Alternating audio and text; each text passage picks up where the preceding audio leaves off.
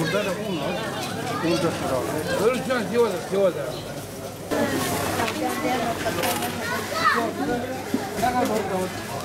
Ne yaptın abi? Ne yapıyorsun? Abi kim geliyor? Ben. Ben yanıma gelmem. Hadi enflasyon düşmüş ha. 1 lira düştü, 1 lira düştü, 1 lira düştü. Bir, maydanoz 1 lira.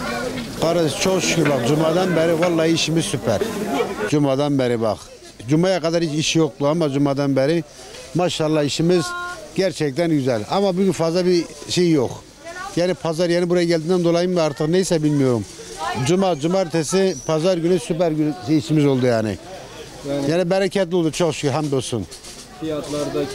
Fiyatlarda da düşüş var çok şükür. Yani iş de çok güzel. Yani bu Ramazan bereketidir diyebilir miyiz? Aynen. Binlerce şükürler olsun ki bu Ramazan'ın bereketidir abim bu. Kime sorarsan sor hani aynı cevabı sana verecek abim. Vallahi Ramazan geldi, bereket geldi gerçekten ha. Bak gösterebilirsiniz, etiketler de 1 lira. Bak gösterebilir misiniz? Hem de deftere de büyük yani böyle kocaman bereket var Ramazan'da 1 lira. Fiyatlar da biraz düştü. Alışveriş. Peki Ramazan öncesi sonrası fiyatlarda farklılık oldu mu? Biraz oldu. Yani artım mı azaldı mı? Yok artma olmadı. Yani düşme oldu.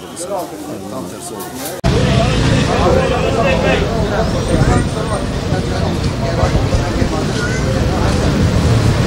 Yağlık.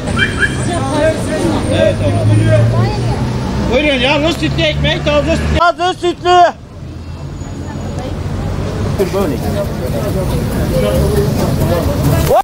Vay. Ramazan'ın günü bunlar günü. Yağlı sütlü ekmek.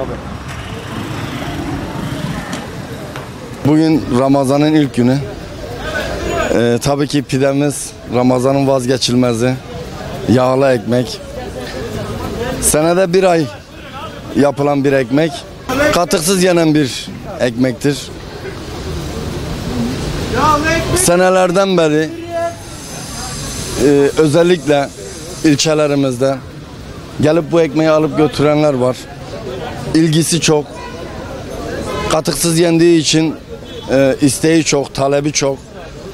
Biz satmaktan memnunuz. Alan insanlar da alıp yemekten memnun. Herkese hayırlı Ramazanlar dilerim. Bu yağlı sütlü ekmektir. Ramazana özeldir. Kendi üretiyoruz, kendimiz yapıyoruz fırınlarda. Bu halkımızın her gün Ramazan'da aldığı pidedir. Ramazan'ın ruhuna hastır. Eski seneye göre bu sene çok düşük.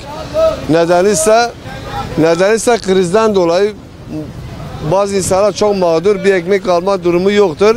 Geçen sene sattığımız ekmeği 3 liradan gene aynı 3 liradan satıyoruz. Yani öyle.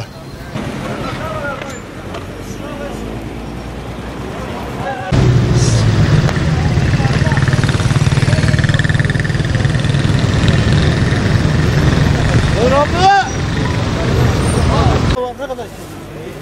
Bu 10 lira. Bu da 5 lira.